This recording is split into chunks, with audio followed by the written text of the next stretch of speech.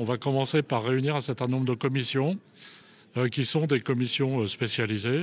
Par exemple, la commission portuaire, la commission sur la sécurité, sur la pêche, qu'elle soit en bateau, sous-marine, pêche à pied, sur les aspects aussi de la plaisance, toute la réglementation, et où, en fait, nos interventions à nous, c'est plutôt d'alerter les autorités en leur disant bah, écoutez, là, ça va, ou là, ça va pas très bien.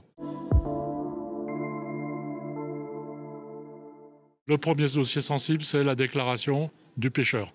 C'est-à-dire qu'à partir du 1er janvier 2026, tout pêcheur de loisirs, quel qu'il soit, pêche embarquée, pêche du bord, pêche sous-marine, hors pêche à pied, puisque c'est plus compliqué, tout pêcheur de loisirs devra se déclarer.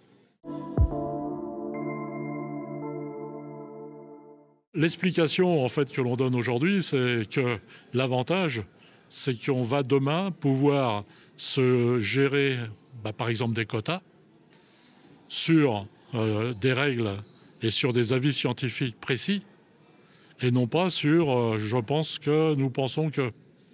Hein, c'est-à-dire qu'on va avoir des éléments chiffrés qui vont permettre de dire voilà, on est tant de pêcheurs, on pêche tant de bars, on pêche tant de lieux chaque année.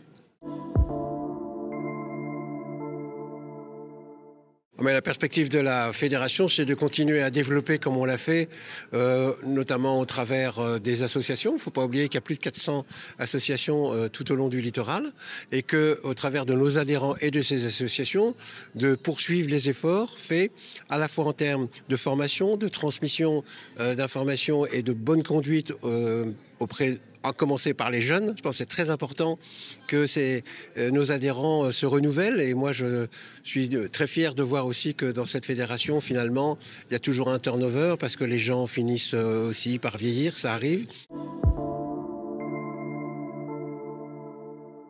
Nous, on ne cherche pas à opposer les uns aux autres. Il faut que ce soit des contraintes explicables, justifiées. Nous, on est prêts à faire ces efforts. On le fait, mais ce n'est pas normal que ça ne soit pas compris de tous, ou en tout cas pas, voire de temps en temps même imposé à tous. Peut-être il y a parfois un manque de courage de s'attaquer aux vraies causes. Nous, l'environnement, c'est simple. Des preuves scientifiques. Que les choses soient fondées sur des preuves scientifiques. Mais quand on donne l'application de ces mesures, il faut que tout le monde avance dans le même sens.